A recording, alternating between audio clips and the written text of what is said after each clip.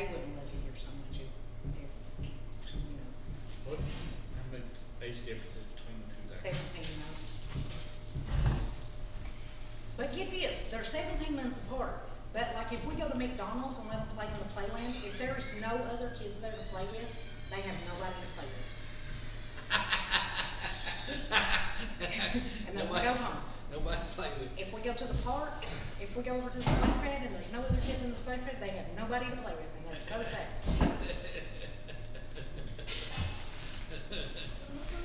They're just all single kids in. Ain't got no other kid to play with.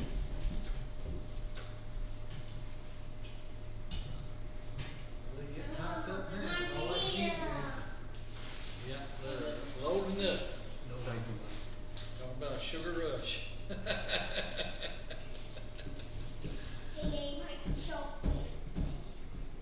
I was gonna go on the water slide, and not a bounce house. They said they never gonna have a water slide before. My brother's like, that's a lie. They have a water slide here. So I'll pack it up and bring it to you. Appreciate it, buddy. I went by bounce house, like 10 foot by 7 foot. You eat. Loaded up at mom's, hope they'd stay up there. Is it made to stay outside like that? It can be in or out. Like it's got a pool part that there's a slide that comes out of the bounce house that goes down into. You Sure, can you feel it can with those stake little it taste in. balls, or you can feel it with. Do you have to stake them down, or I always see on the videos where Yeah. they're flying away. It's got water in it. It ain't going nowhere. Oh, okay. Okay. I don't know how. Well, if it's deflated, I don't know how it could blow away because it's heavy. Yeah. It weighs like 40-some pounds. You should have seen me trying to get it up in the buggy, and then load it in my car with them two, cramming it in the front seat. Phew. If I ever get married, I'll be bad. I'll be bad. 'Cause I'm bad with them.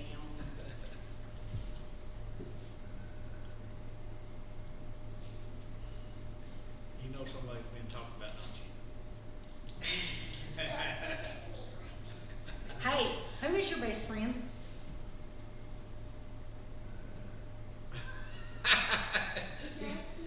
Who?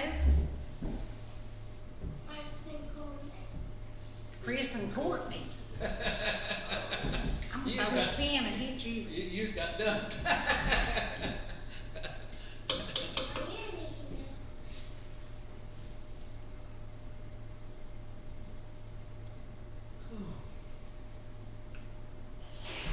You gonna let them? Are you gonna let them adopt you? You moving in there? You moving in with Chris and Courtney? Oh my gosh.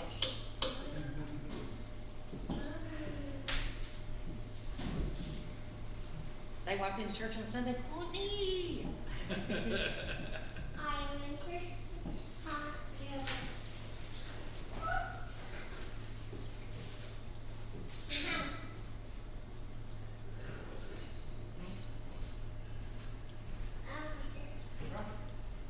You sit here. What they see here? You sit up here so they can see here. Brought my best friends. I'll stay here. It's a decent little word. My broke best friends.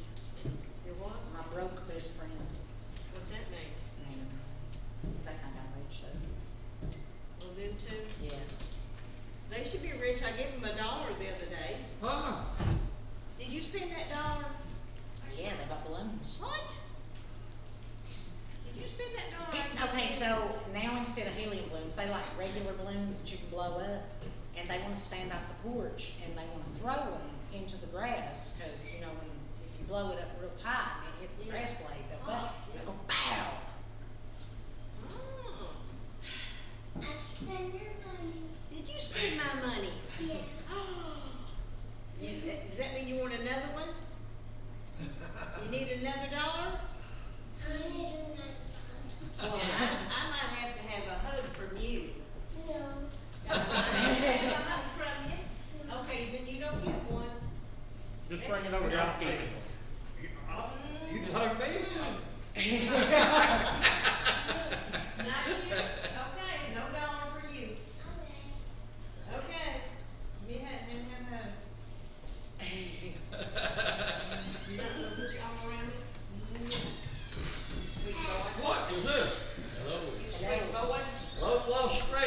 watching the door for their best How friends. was the Philippines? Awesome? It'd take me 2 or 3 days. Okay. Yeah. Don't even say it then. That's most life-changing thing I've ever. I bet. How are you? Say thank you. $1 a hug. You want a $1 dollar? a hug. You want a hug? I'll give you $1. Yeah. It might be good that you're back now before the IT problem that pulled 10 airlines from moving. Dude, you ain't kidding. Huh. Josh, I just seen, Leonard Al get his truck this morning. Driving. Is he at Tazewell or? I assume that's where he went. I don't know for sure. I just know Steve said he was. I'd say he's I seen him probably having some heart failure. driving About this gas. morning. That's what it sounded like. Oh, he's probably not. If he's made it to the hospital and been there an hour, we'll be lucky, because it ain't been long since they went and got him. That I know of. But it must have been just, I'd say after he come home, he started having more trouble. He said for a while he felt good, but I'm thinking if he's been backing up fluid, developing, all that, he can't get it off. He's smothering probably at night when he lays down, or when he sits still too long. I'd say that's what's made it worse, and then hot weather don't do good for people with those problems, so. Did they have something to drink? Yeah, my mom, they've been with my mom all day. She makes them eat fruits and Don't give them no vegetables and nicotine. only to have juice and water. Like, she won't let them have nothing bad. She They'll clicked be it. one of those nights. Yeah, I know, I've had the lick. Diet Coke, you wanna die? And they'll drink every bit of that. Yeah. Yeah.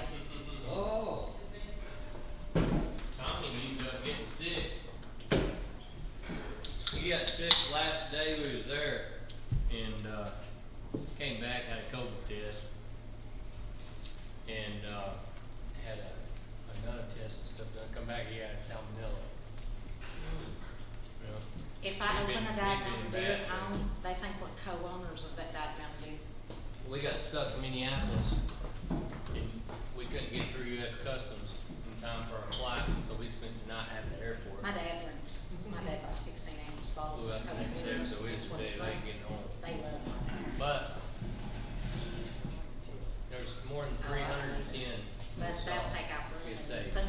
so there's my house, my little house, and dad's house. All the time they run across the yards and it's hot and their legs are little. They get to dad's house, we get thirsty. I seen Then they that come back with a Coke. picture where it looked like At the military. man, What was that on listen, what was that on that yeah, shirt? that was the Philippine Coast Guard. I got to preach to that. That's what that unit. word says, Coast Guard?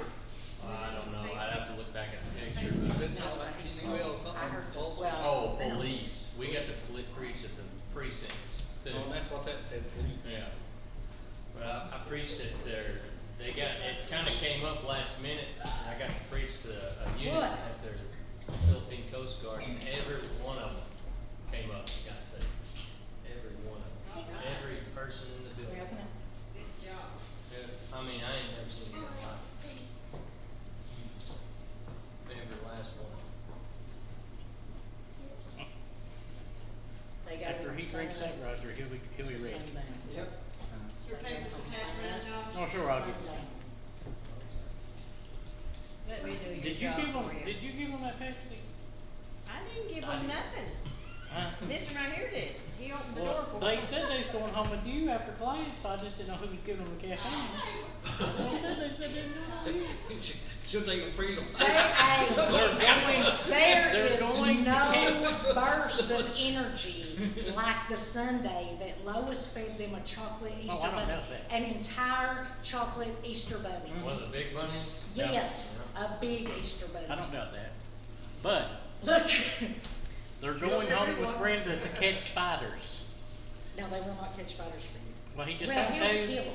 Oh, I ain't afraid of spider, that's gone. No, he done found 2 of them You already found spiders? since he's been here. Ooh, are you afraid of them? Brody is. What you look at. You know, what they- Thank you. I don't smell spider. They're not shy. Already? 7 Drop the 12. dollar, bro. It'll work. I can put the date on it. I can change the date on it. No, get a right. Yeah. Get the right. Get it right and I'll lay it there. Let me have this over. Thank you. We could get in. Did I lock the door? It's tight security. It just locks it several times here. That's what it was, it's tight security over there. Okay, let me scoot down. I'll scoot this way for these two boys and then they come back. So I don't know what I'm doing.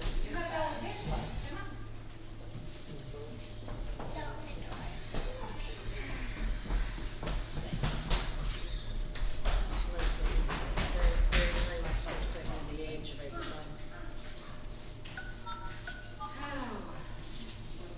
Hey, thank you. My mom told me. You won't be calling 911 anytime soon. Since this Microsoft issue, Oh, is it down? Okay, yeah, John, people, boy right a here. lot of the 911 calls aren't going anywhere What's right the now. fella I'm doing some work for right now, he said that they closed the parks, caused a fire. Cumberland Park. They closed some of this one up here on the top, on the White Rock side, and maybe on the, Sand caves up there. so they said. yeah, and back down, you know that, the livestock barn, you go up there to that big pavilion up here in Rose Hill? All that area, I think, but it's real growed up right there where it's at, so that's probably why they're seeing more bears there than anywhere. I'll be betting.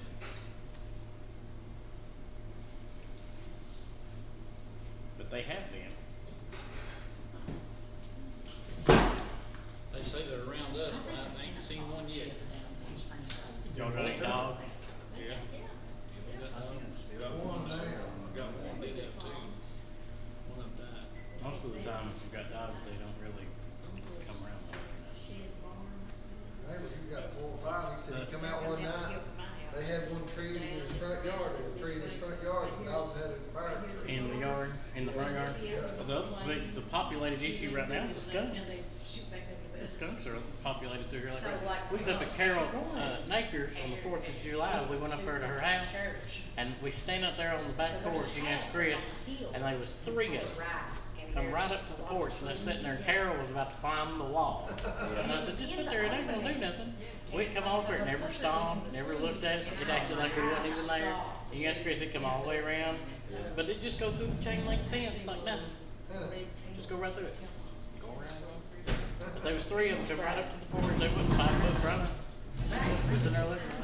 They're pets anymore, they're so populated through the area that it's just like a pet. It's great.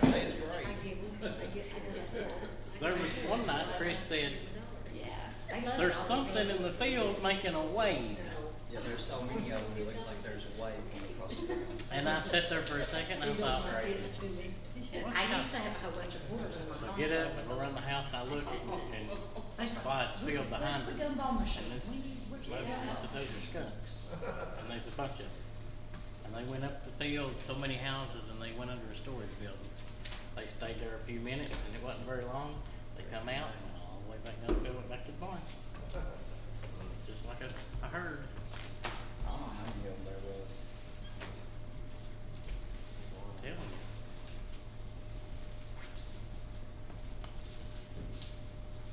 Who's gotta eat this low carb? Who's going keto bread?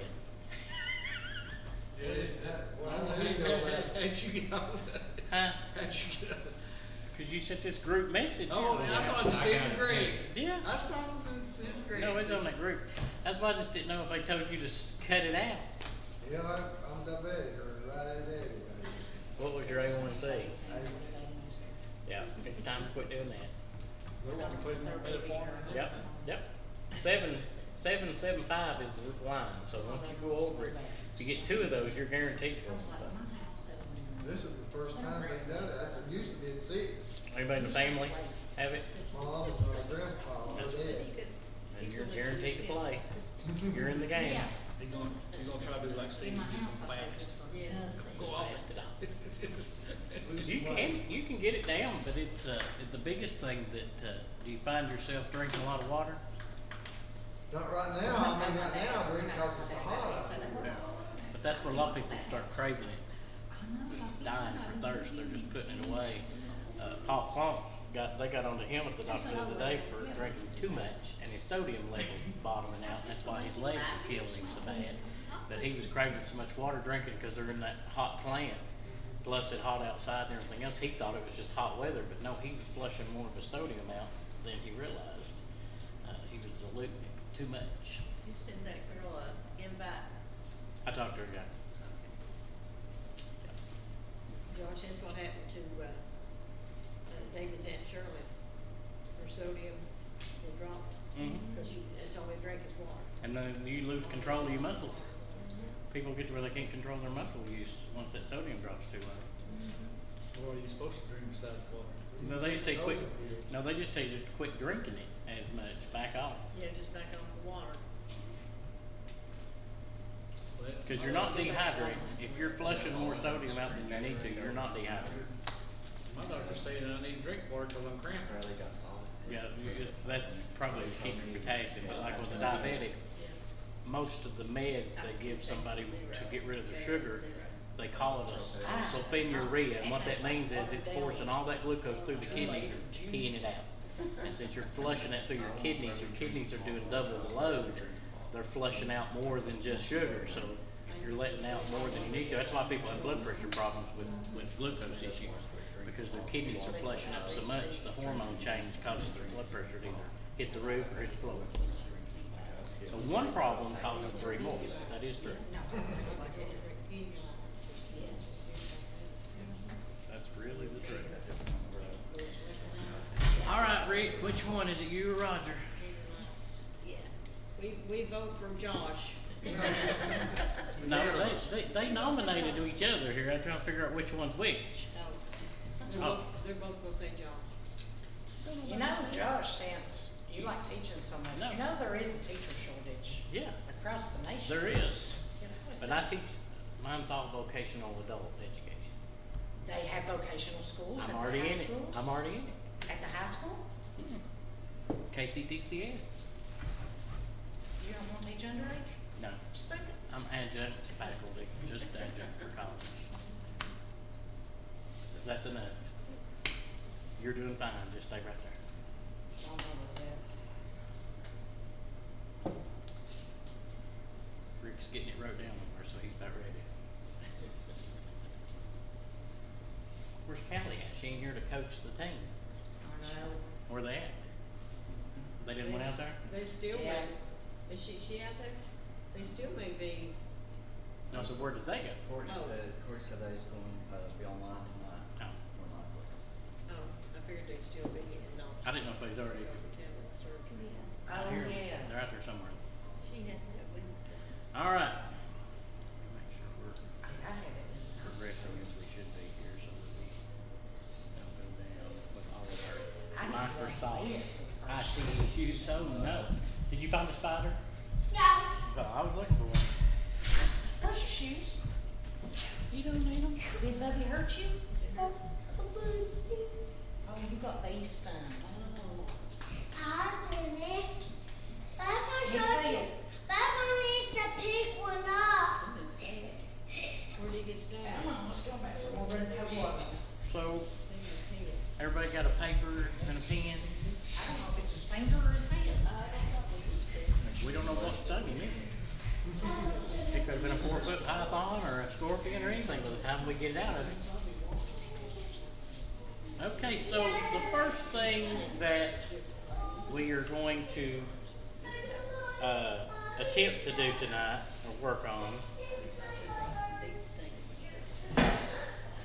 is I need you to tell me everything you know about these. Everything you know about these. Sometimes they'll No, cram. write it down. Just write that. Anything you know about these, write it down.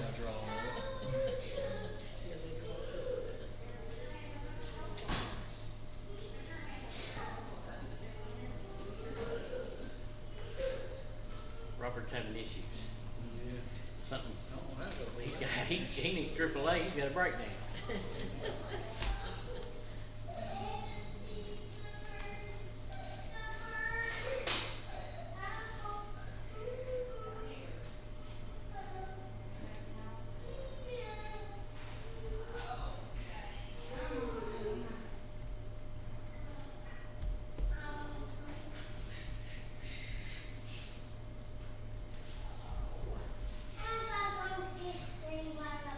anything you know about these, write it down. Whatever it is. We need to know some things about this. I'm gonna go and give him a dose of vinegar. Yeah, you need to. I'll clean up the mess. Jennifer, I'll clean up the mess, just leave it. I'll clean up the mess. I want more candy. No, you ain't getting no more candy. Bye-bye. He's got a big old finger mark on that leg. Don't forget your money. Allergic to it, is he? Here. Don't forget your money. Ronnie. Well, you got pictures of baby shoes?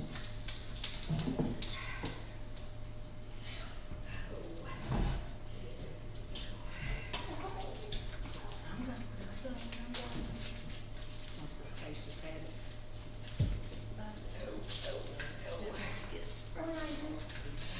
Now, while we're listing anything you know about these, about the hand, anything you know about it, just write it down there while we're working on it. And while we're doing this is also, I'm going to give you a question. And anything you think will fit the answer to this question, you write it on your paper. We'll answer it in a few minutes. But if you know of anything that you could answer with this question, write the answer on your paper. We're going to need that in a moment too.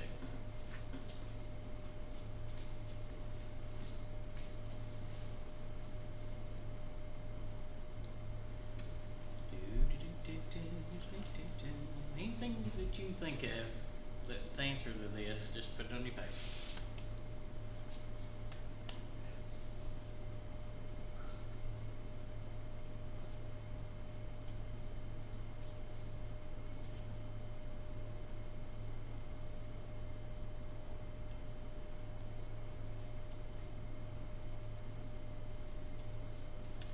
So, as we look at this, what we're going to study for a few minutes tonight, and everything, anytime you think of something that pops out in your mind that you can answer with this, I should have said don't use your hands to write it down. I really could have plugged the boggle here for a moment, but we're going to look at something for just a moment. First thing we want to do is take from a different perspective, and let's look at just a couple things about your hands for just a moment that you may or may not know, or you may have known and you may have forgotten.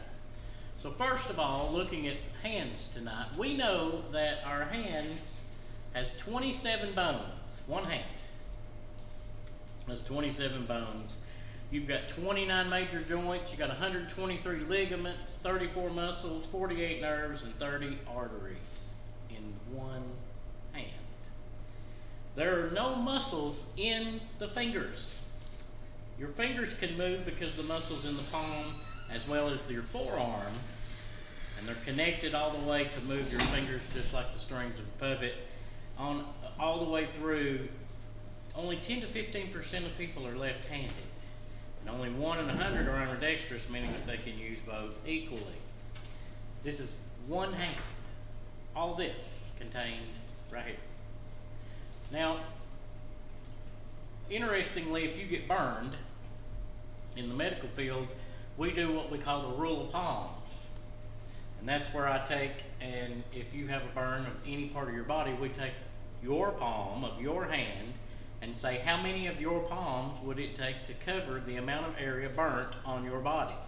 And that's how we get a quick calculation of a body surface area burn. So if you hear that he had 20% BSA, or body surface area burns, that is particulate. One of the ways they calculate that number is based off the size of the patient's palm. So if I took one of the little boys that was just here, and if they burned anywhere on their body, and I took their palm, however many times it took that size of the palm to cover the burn would be how much burn area that the patient has. So the palm is used widely, quite in depth for a lot of things, even gauging things on the body. Another thing that we look at is we have opposable thumbs on our hands so that our fingers and thumbs can work together. Unlike an animal paw or anything else, we have opposable thumbs, And your fingers are more sensitive than your eyeball. So if you want to, you can stick your finger with a needle and your eye with a needle, and you'll learn that your finger is more sensitive than your eyeball. Do you know all these people that gets a shot in the eye? Yeah. They do. And most of them, do they tell you anything about it hurting? Never say a word, do they? That's because they don't feel it. Now that's hard to believe if you think about it, but your eyes are not as sensitive as your fingers. And as well as other things that we look at dealing with the hands. Here's some interesting things that you probably didn't know. This is things that I just find interesting. For example, you cannot get a tan on the inside palm of your hand or the underside of your fingers. You ever looked at people with a tan? And they put their palms up, what's it look like? Oh. Huh? It's light skin colored. It's not sunburned.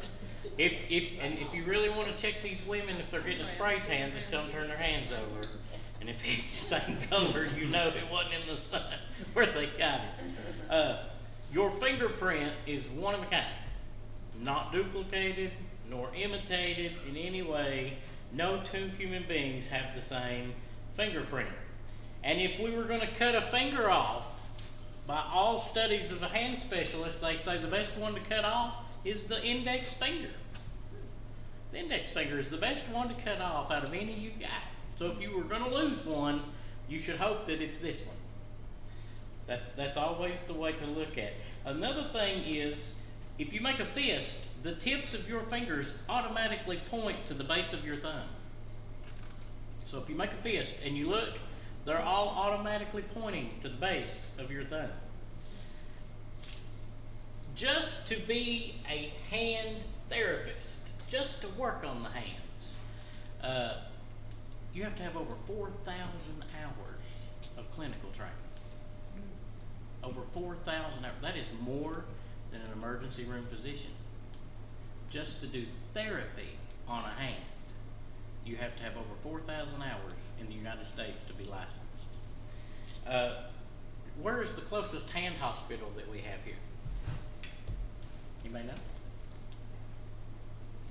I had a woman recently with FedEx cut a finger off. Would that be an ortho?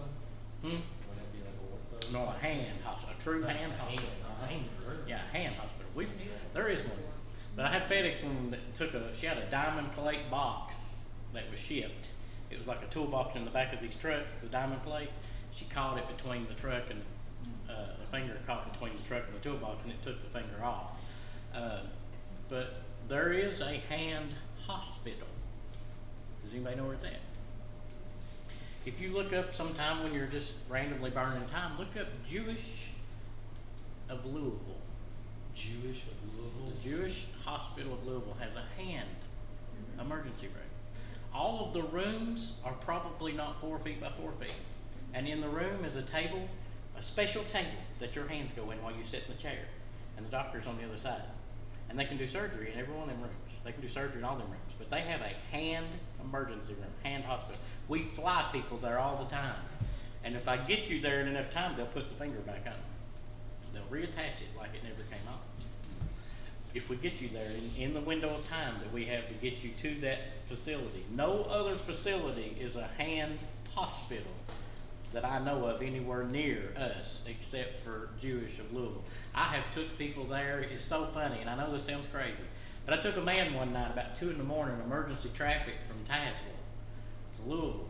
We run over 100 miles an hour trying to beat time to get him there because they told us if you can get him there in this time, we will reattach it.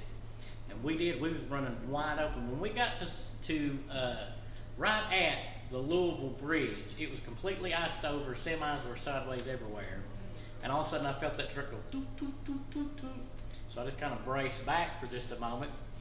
And about that time, it was his index finger. He looks up, he's got that finger missing. He says, "We're okay," just like that. I said, "Oh yeah, we're doing fine. You're going to make it," just like that. I said, "We may be sideways when we get there, but we're on our way."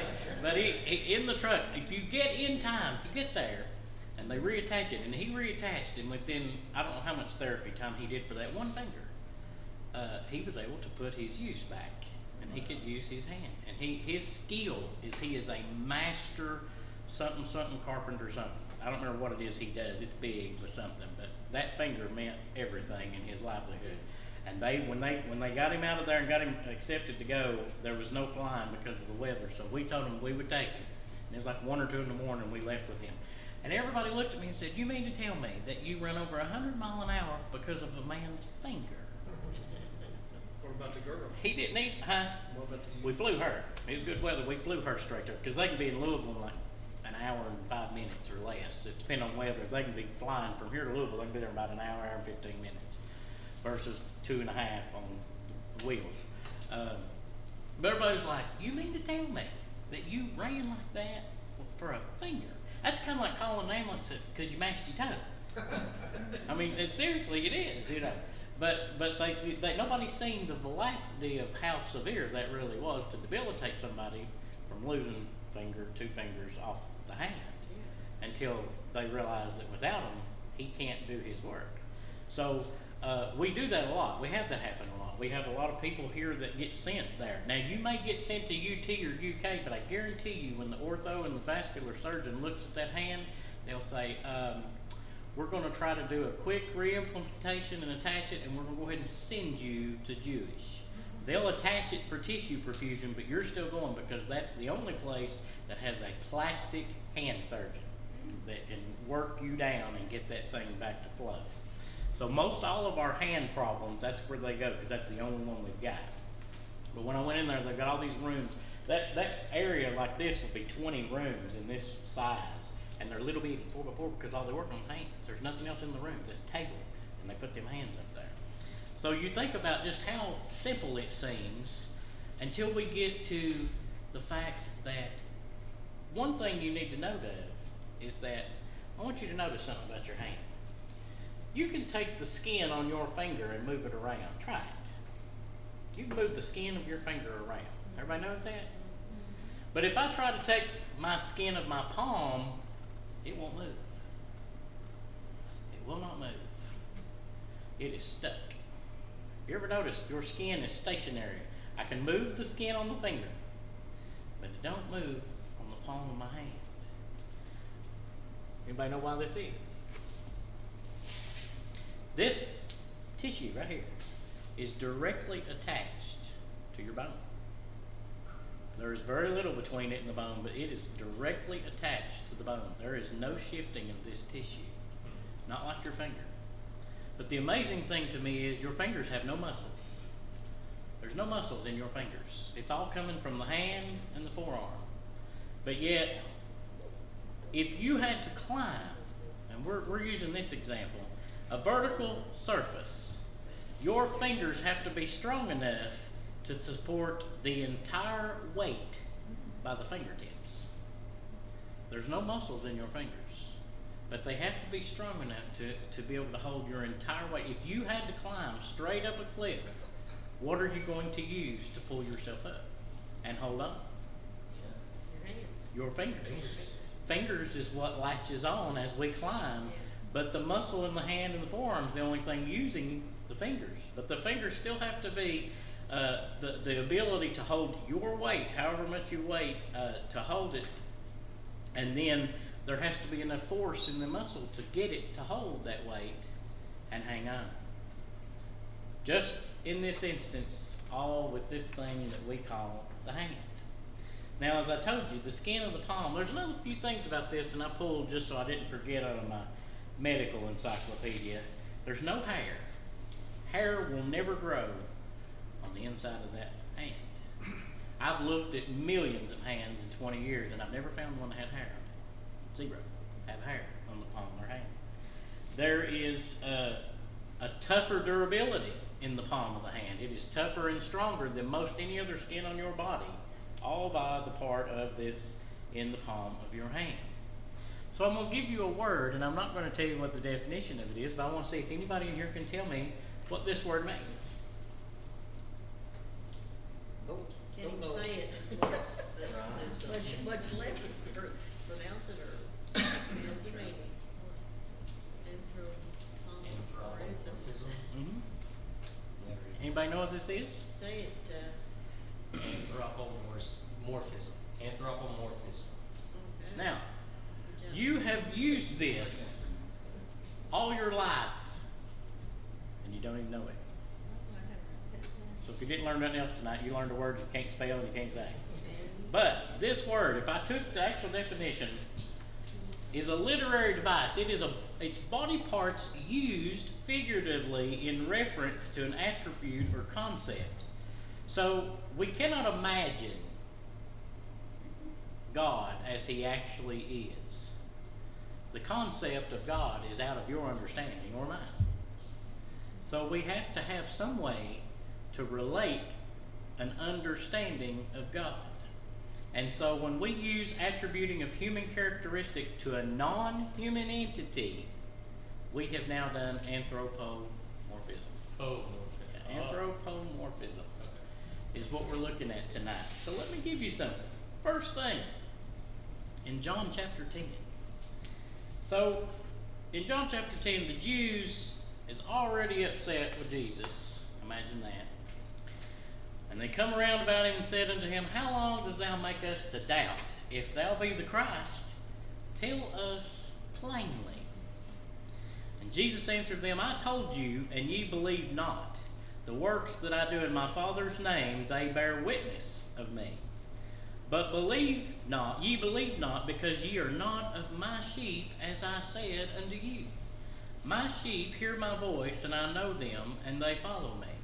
And I give unto them eternal life, and they shall never perish, neither shall any man pluck them out of my hand. Neither any man shall pluck them out of my hand. My Father, which gave them me, is greater than all, and no man is able to pluck them out of my Father's hand. I and my Father are one. He is saying here that there is nobody that can separate his sheep. And he says that he gives them eternal life, they'll never perish, nobody pluck them out of the hand. Nothing could steal these people away from the Lord. And when we look at the hand, we see this very example of our word. What was the word? Because you don't see it now. Can you remember it? Yeah, big old low. Anthropomorphism.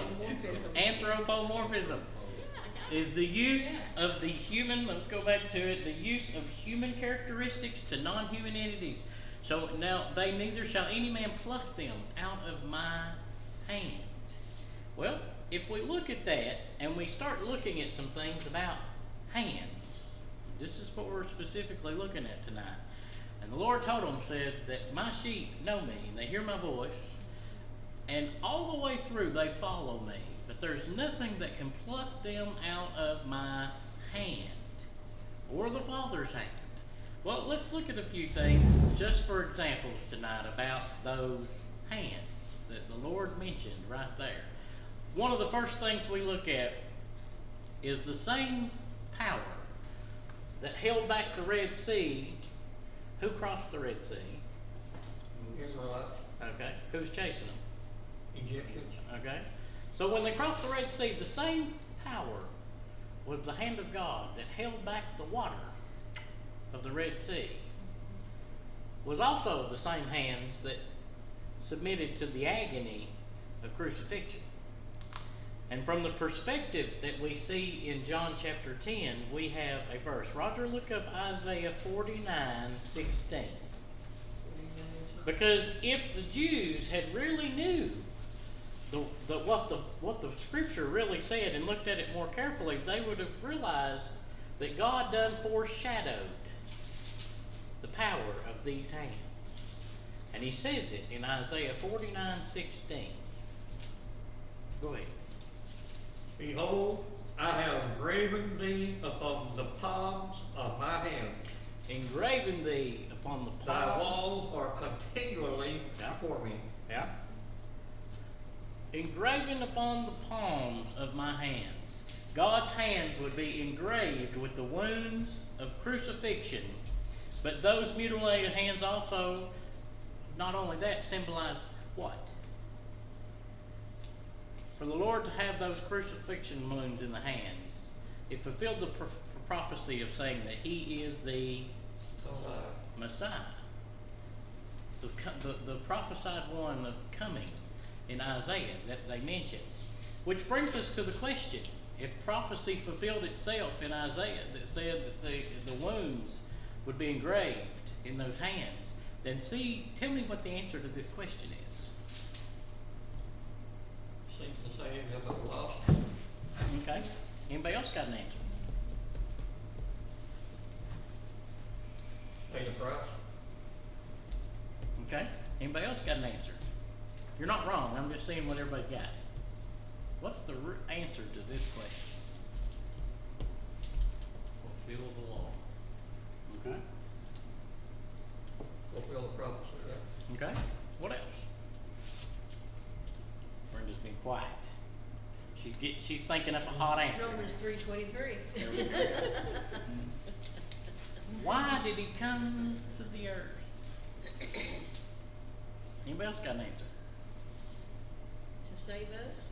Okay.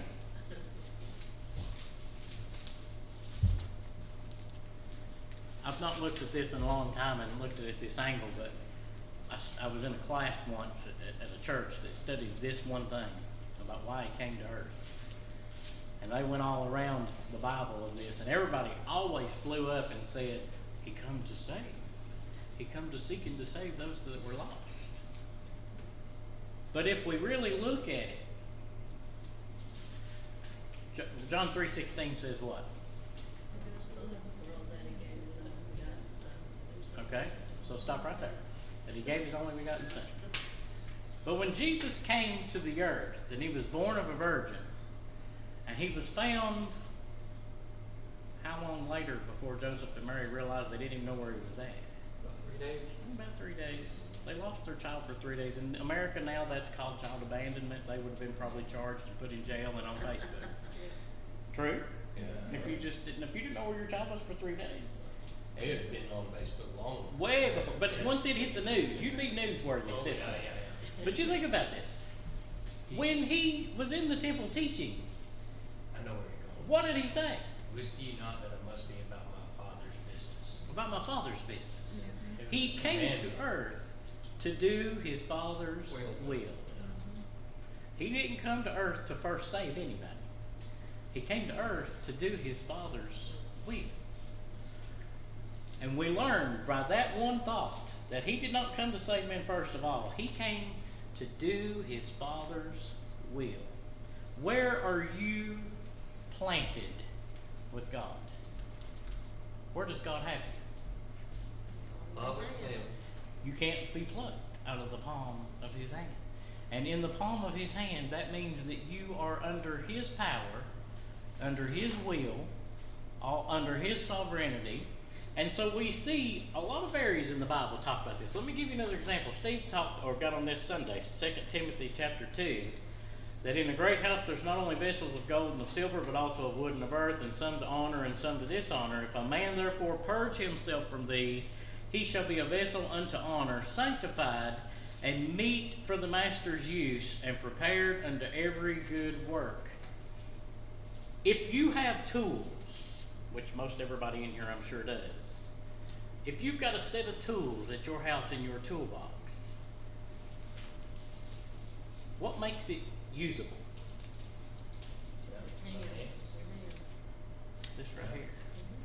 That tool is only as good as this is to use it.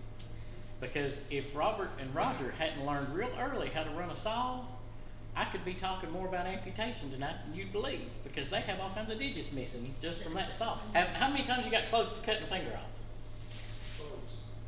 Don't want to mention it.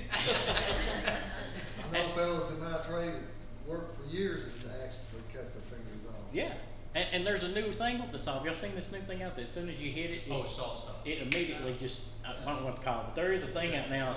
Yeah, I see them videos, but who's gonna try? You can, you can. It It's shows a hot you- dog. it shows They you use the a hot hot dog. Yeah. But I said no. But I don't know, But- that's what they say, you know, they say, you show it, you show it, and stop. Yeah, but you think about that. No matter what tool you've got, it's really no good if you can't use it. Well, if everybody is in the palm of his hand, you are the instrument, you are the vessel of honor, or dishonor. But being that meat for the master's use and prepared unto every good work, how good of tool are we? Because he has done perfected the work.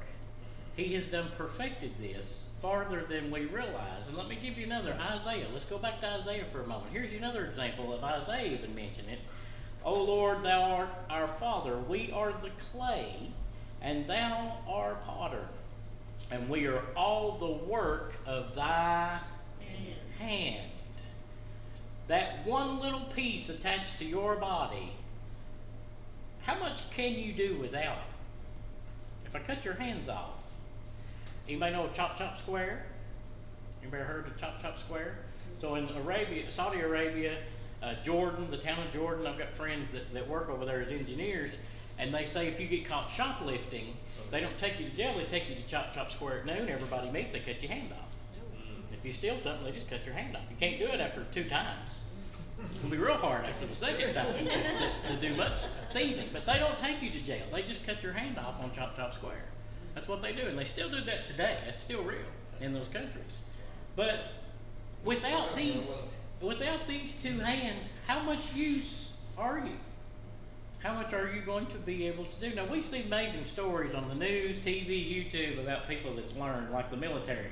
Veterans got their hands, feet blown off, and they've done all this amazing stuff and the new prosthetic abilities. But it ain't like this that's made and attached to your body. Okay? You don't have the sensory feeling from your brain if it's not there. But if you are in the hand of God and you are the instrument or the clay, either one, then we see even in Isaiah 41:10, this is one of the famous verses everybody sees, that fear thou not, for I am with thee, be dismayed, for I am thy God, I will strengthen thee, yea, I will help thee, yea, I will uphold thee in the what? Right hand of my righteousness. Everything God mentions about you is in the hand. And it is always amazing that the hand is what's holding you. The palm of your hand, as a matter of fact, is what's used. This is the strongest part of you that is able to withstand the toughest tide, the direct connection to the bone. What is the deepest part of you? What's the deepest part of your body? The bone marrow. Oh. Centrally, the deepest part. The deepest part of you is your bone, and this is connected directly to us. Well, then we go on, and we see in these same things, we're talking about this hand, and we start transitioning, and this is 1 Peter chapter 1. I'll read a few verses of this for just a moment.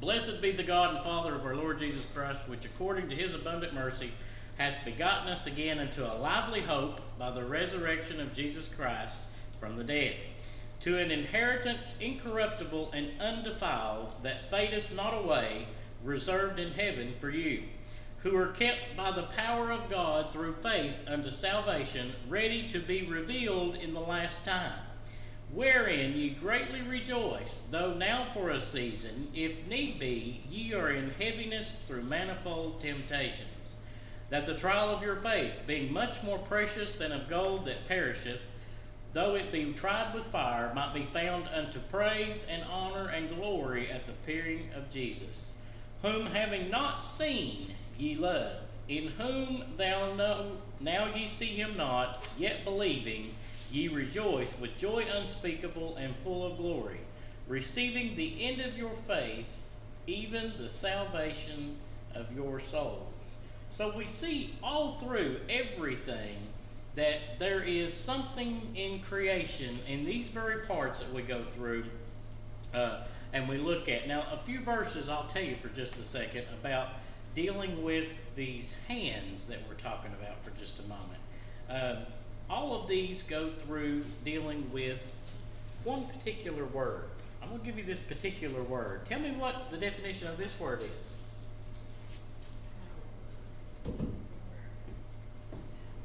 Strength. Okay. What else? You'll be a coach. Yeah.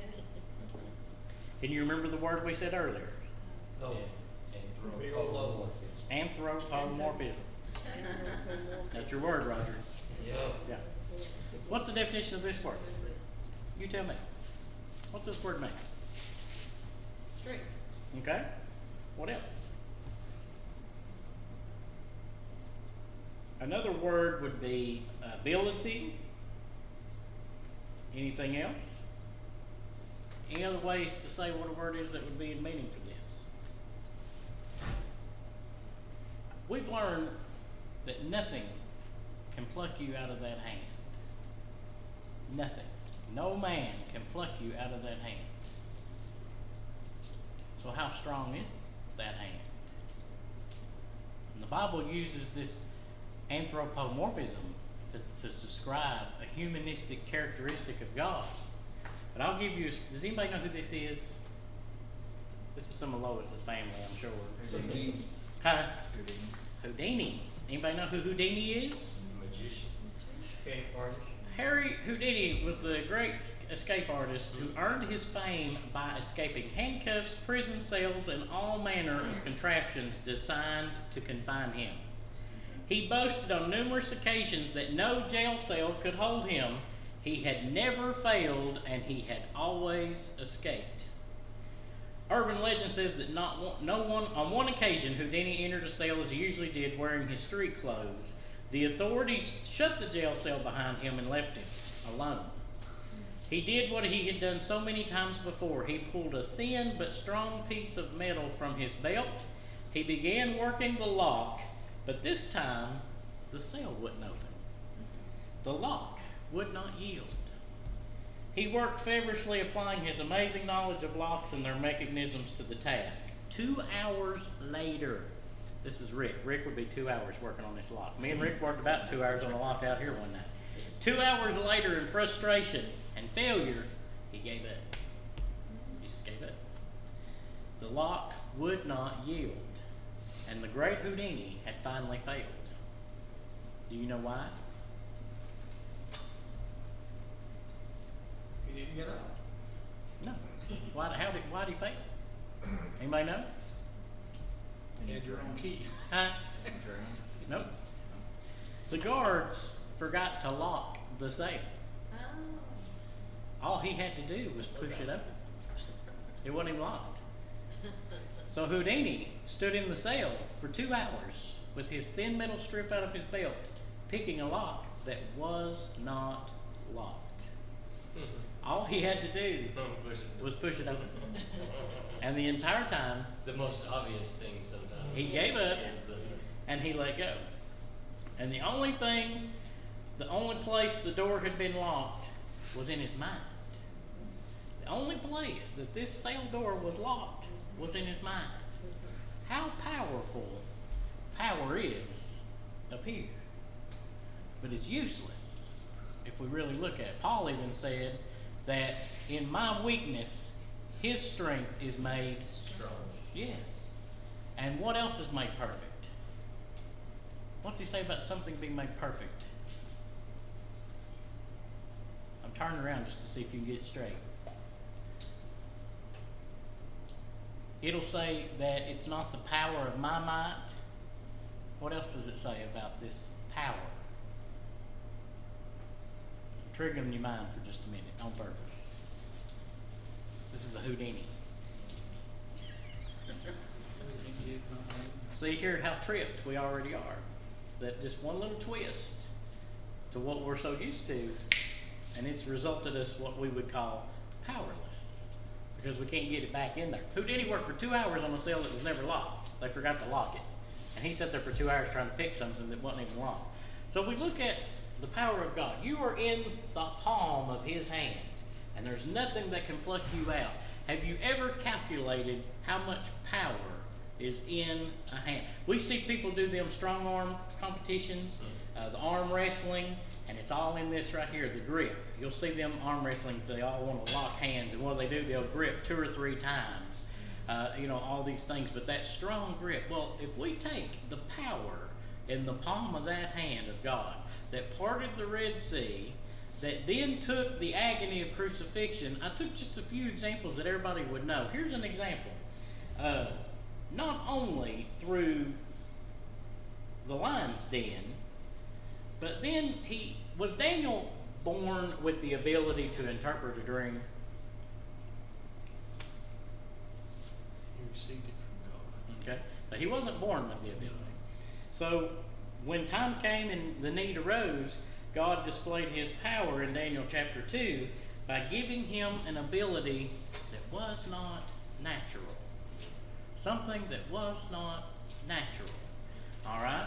Let me ask you this question. Not only did he interpret the Yeah. dream, he had to tell him what the dream was. did he Yes. not? Yes. So God gave him the Both. vision of the dream. Yes. And then he interpreted it. Uh-huh. Not even including the lion's den. Yeah. Not including the lion's den. Just the power of the interpreting a dream.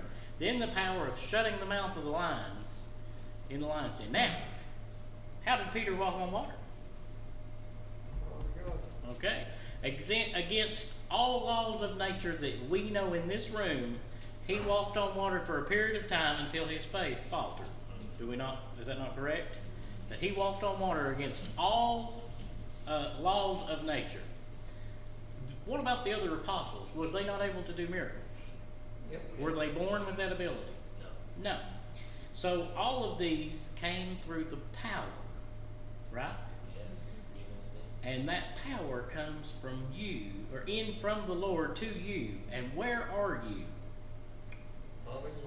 Represented into the power, the palm of that hand. The strongest part connected to the deepest part is in the palm of that hand. Okay, well then let's look on to another one.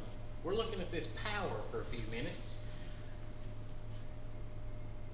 Any greater power than the ability to take somebody out of the casket and put them back on the earth walking? Did he do it? Oh, yeah. Give me an example. Last. Okay. Any others? Himself. The woman's son, Huh? the woman's son. I died. Yeah. Yeah. Breathed the breath of life. Yep. Been dead for days. How long was Lazarus had been dead for? 4. The Lord had been dead 3. Is there any greater power than the ability to put life back into a body and put it back on the earth? And then I thought about this. This would be so strange. Don't ask me why this came to my mind the other day, but wouldn't it be odd? I was sitting at the hospital and we had a patient pass away, and I just thought, because we had this body for 6 hours, we waited on the Organ Donor Association to clear them before the funeral home could come. The funeral home was an hour away. We had this person in the hospital for 6 hours. What would people do if they just come back to life and walk through the building? What do you think people would be doing? Running. Huh? Running. Yeah. The power demonstrated. If Hopefully the power, you get converted. yeah. Well, it depends on who and what it is. Let me just say. But you think about it for a moment. If you saw that, the power demonstrated in front of you, the power, would you not think a little different about it? Because this is not man-made. This is not something we see all the way through. All through into life. In Romans 13, let me find my verse here. Let every soul be subject unto the higher powers. Here it is. There is no power, what? But of God. The powers that be are ordained of God. Whosoever therefore resisteth the power, resisteth the ordinance of God. And they that resist shall receive to themselves damnation. For rulers are not a terror to good works, but to the evil. Wilt thou then not be afraid of the power? Do that which is good, and thou shalt have praise of the same. For he is the minister of God to thee for good. But if thou do that which is evil, be afraid. For he beareth not the sword in vain, for he is the minister of God, a revenger to execute wrath upon him that doeth evil. Wherefore ye must needs be subject, not only for wrath, but also for conscience sake. For this cause pay ye tribute also, for they are God's ministers, attending continually upon this very thing. Render therefore to all their dues, tribute to whom tribute is due, custom to whom custom is due, fear to whom fear, and honor to whom honor. We see the power that is represented by the hand of God because there is no other power, as the Bible records us, and we get to that. And we see all the way through a lot of Bible verses. Here you go. Let me give you another one that we've already looked at before in Psalms 37. And this is just a simple example in Psalms 37 we've studied. The steps of a good man are what? Ordered by the Lord, and he delighteth in his way. Though he fall, he shall not be utterly cast down, for the Lord upholdeth him with his hand. Security. Do you not have a child that is getting ready to cross the road? What's the first thing the parent does? Grab them by the hand. Do they just have a loose grip? Or do they have them by the hand? If it's a wild child, they've got them probably by the arm. Something else. But they've got a hold of them secured. And it is not getting out of their grip and getting away. If you tried to kidnap that child while the mother or father has a hold of it by the hand or the arm, you're going to have trouble. Because one hand's done got a hold, and now you've got the ability for the other one to get a hold also. The grip, the power that is represented in being in the hand of God. Here's an example that I wanted to use as I got to the end of this. All I hear people say a lot of times on the altar when giving prayer requests is that all I know to do is put it in the Lord's hands. Yeah. That's what I hear people say all the time. Don't you hear it? Honey, don't worry about that. That's in God's hands. That's in God's hands. Well, do they really understand that? Do they really know the power in the hands of God? It is a fearful thing to fall into the hands of a living God. And we're back to hands. That anthropomorphism word that you all are going to get checked on Sunday and see if you can spell it. That word is so important used in the Bible. There's different things represented, but I want to use it tonight about the hands because that's what we get into. Philippians chapter 1, being confident of this very thing, that he which hath begun a good work in you will perform it until the day of Jesus Christ. That work in you, we work with our hands. You think about it. Even these computer nerds have to be able to drive the mouse. They have to be able to type with their hands. It don't matter how smart a surgeon is. If he has no hands, he's in trouble. Big trouble. When we look at the hand of God and the hand that we see so evertly looked through in the Bible and everything else, we see that word, that anthropomorphism, being used of when people say, honey, don't worry about that, it's in God's hands. I put it in the hands of the Lord. I have put it in God's hands. Do they really understand the power behind what is in God's hand? And you think about that, you study that in the Bible, and you see all this different perspective of how much more the meanings are of what it means when the Bible represents by saying that nothing, and that's what he told them when the Jews wanted him to tell them plainly. How much plainer can it be that there is no man going to pluck them, my sheep, out of my hand? There is nothing that can get that grip, that eternal security that we read in the Bible. There's nothing can take that grip away because there is no other power. There is no other name given among men by which we must be saved. There is none other. And we see that. Now let me go back to my question. Hold on just 1 second. See, how many of you had this answer?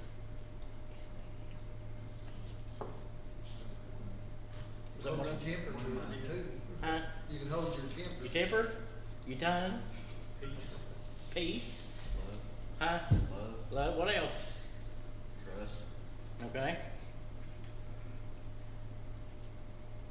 And most of those things, other than breath, I just had that up there for fun. Most all those other things, your tongue, your temper, what else did we say? Trust, love, any of these things, what do those go back to? What do those represent?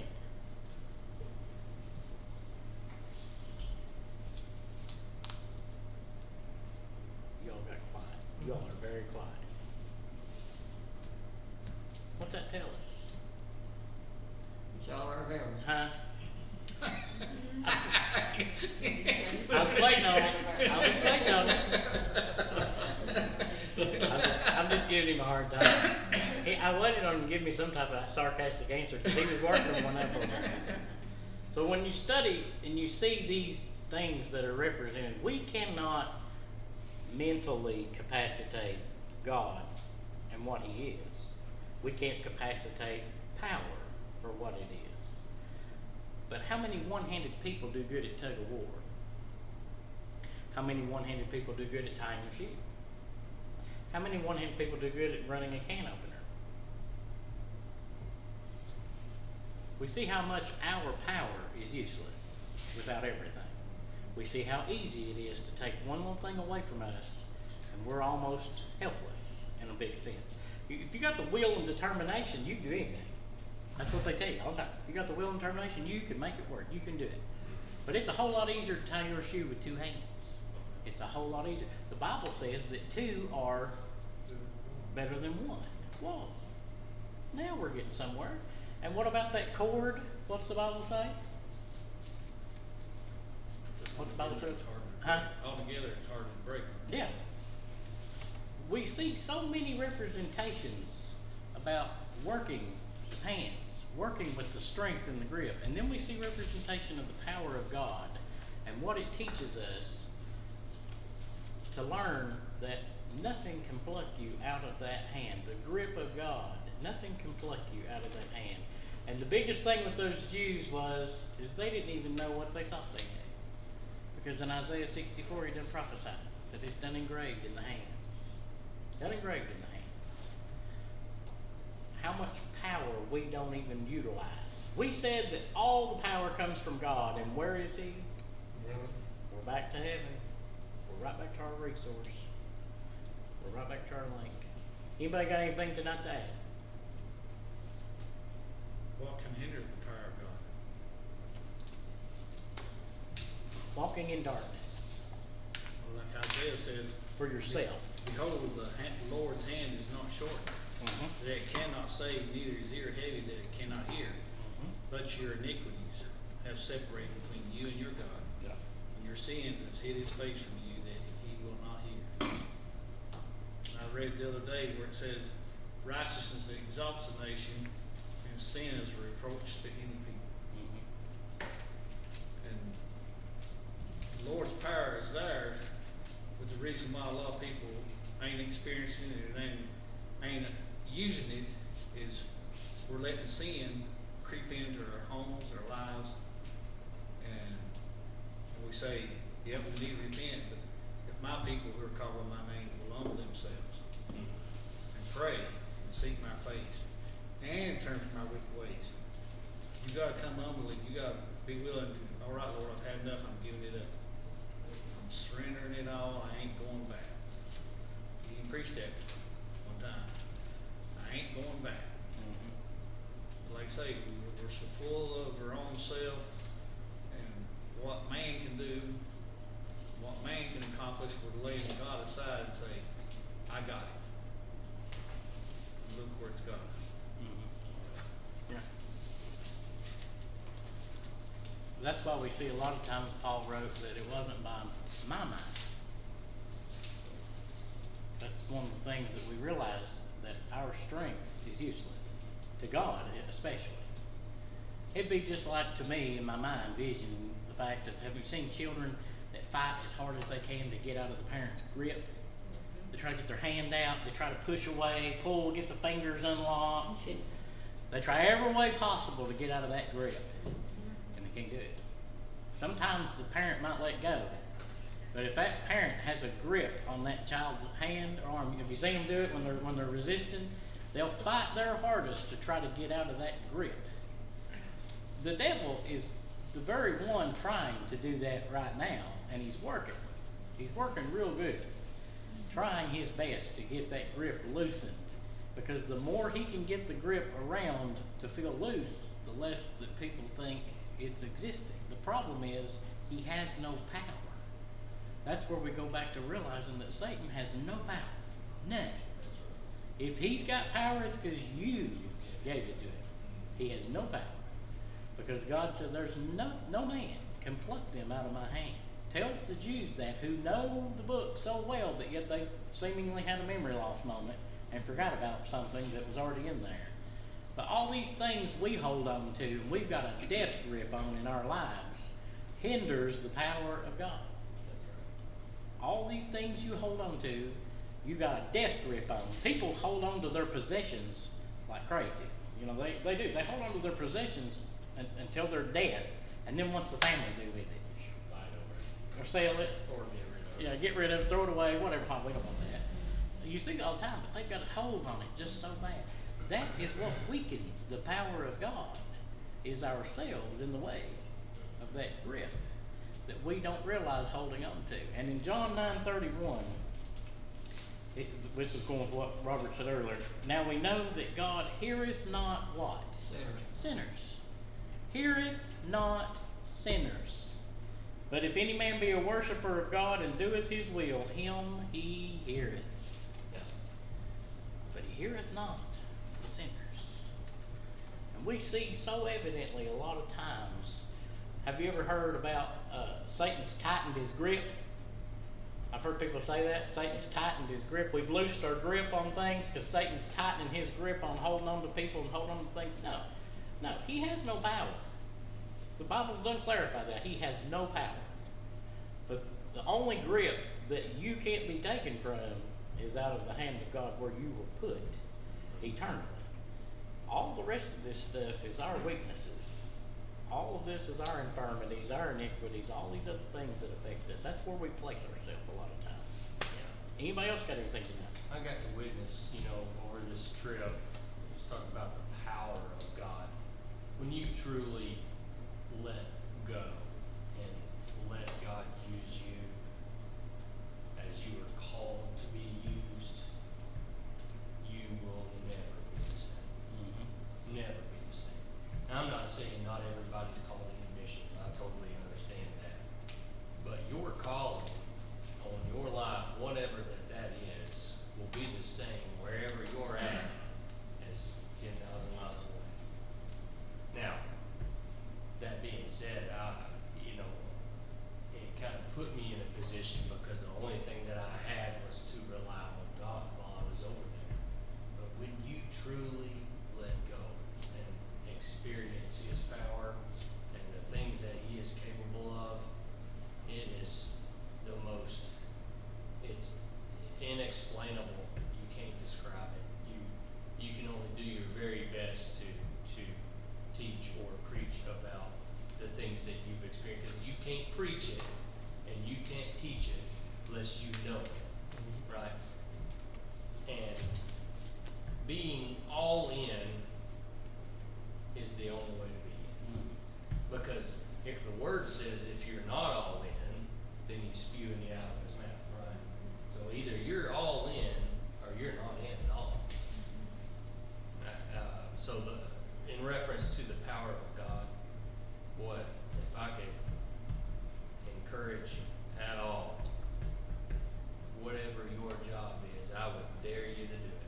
I dare you to give it all to Him. I dare you to give your life to Him. Wherever you're at in your life, you've never been so close to God that you couldn't stand to get just a little bit closer. You've never been so close to where you could reach out and touch Him that you couldn't at least get on your tippy toes and reach a little farther. So whatever it is, and you really want to experience the power that he was talking about tonight, go farther, do more, study harder, pray harder, continue, keep pressing. Paul wrote, I press toward the mark for the prize of the high calling of God, which is in Christ Jesus. You got to keep going. The power, it's amazing. I got to see it in a way that I've never seen it before in my life, and it's the most life-changing thing that I've ever been a part of. I couldn't describe it. But whatever it is that God's got for you to do, give it all to Him. Every last bit. Like I say, it takes that grumbling yourself down. Like I say, we've been having services here leading up to a revival. And it's been all about, you know, what do you want to do to have a revival? What do you, Yeah. what do you expect from a revival? And in the First Peter, the 5th chapter, it says, this goes on what Josh said a while ago.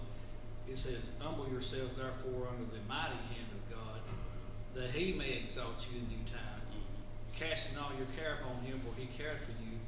Be sober, be vigilant, because your adversary the devil is a roaring lion, walking about, seeking whom he may devour. We want a revival, but are we willing to humble to where God's hand can exalt you? Because like I say, the cares of this world, if it goes on past 1 week, or if it goes on past my kids in the ball team, and they're just, I mean, they had to be dismissed because, you know, how much are we willing to humble? How much are we willing to give? If we humble ourselves in a mighty way, like we talk about the way it used to be, God would exalt it. God's hand would exalt us. And they would be people born into the kingdom of God.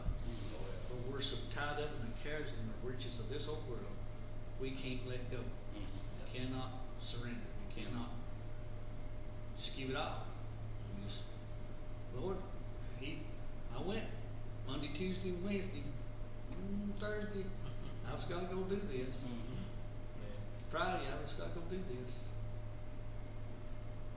It's just, what are we willing? What are you willing to give? Oh yeah. And he ain't asking that. He just said humble. Humble Well, yourself. he said, Paul wrote, and I believe it was Romans chapter 12, it's our reasonable service to present our bodies as a living sacrifice. It's not that it's just your duty. It's not that it's just a privilege. It's not that it's because of all the things that Christ did for you. It's your reasonable service. That's the only way to explain what it is you're talking about. That's too much, man. Yeah, it's reasonable, and it is. And to be honest with you, if you wanted to argue that, that's almost like oversimplifying it. But the Bible, think about salvation. When God called you by name, wherever you was at, however old you were, I was 8, didn't have a dime, didn't know much at all, hadn't experienced life, didn't have anything to offer him, still don't. But yet it was simple, so simple, that I could understand that I needed a Savior, right? But now that I'm older and I'm wiser, I want to overcomplicate everything when it's absolutely just my reasonable service to present my body as a living sacrifice, holy and acceptable. Most people demonstrate their abilities with their what? Actions. No. No. Carpenter demonstrates his abilities with his hands. Everything in the ability is demonstrated by their workmanship, their craft, their craftiness, their workmanship, whatever it is. That's one of the things of God's demonstrating power. If we look at how God demonstrates his power, one of the things is the power of God's demonstrated by his ability to do what? What's the whole reason that Jesus came to earth? To do the Father's will. And the will of God was that what? Yeah, that none should perish. Well, then you get to looking at God's power being demonstrated is the ability of his will to be carried out. That is the demonstration of the power of God, is that his will in every situation to be carried out for the glory of himself. But you see that so much in the craftiness. If you go to a craft show, all these vendors and all these expo centers, you go in there, all this stuff they make, quilts, wood bowls, pottery, back to the potter's wheel, all this stuff is from the demonstration of these. Every time. Everybody says, so, by grace through faith you receive. In other words, Yeah. I heard one fellow say, and it really made sense to me. He said, faith is the root and works is the fruit. And that really, kind of made a simple point. Yeah. Faith is the root of our salvation, and works is the fruit of it. Yeah. But like I said, no, you can't go there, you can't go there, because it says great by, we're saved by grace through faith, not of works, lest any man should boast. And we've simplified it so much that we're pushing back the other way. We're saying, well, you don't have to do nothing. You just, you're saved by grace through faith. Yeah. And that's why I'm saved by grace through faith. Yeah. You know, and they ain't gonna do their reasonable search. They say, I don't have to. They say, let's present my body. Well, wait a minute. He says grace. Mm-hmm. And that's what everybody hangs their hat on. Yep. We see a lot of things that could be demonstrated very differently if we allowed that grip Oh, yeah. to get a hold. It'd be a very different demonstration of the power of God if we let it. A lot of times I think we get like that child that just trusts it. No way. No, I'm gonna go this way. If you ever see one that is trying to get across the road and it'll take so much pulling and then a swat and the kid straight, he quits pulling because he gets the swat on behind. Yeah. Said, I ain't letting go, you're gonna walk across the street with me. You're going, whether you want to or not.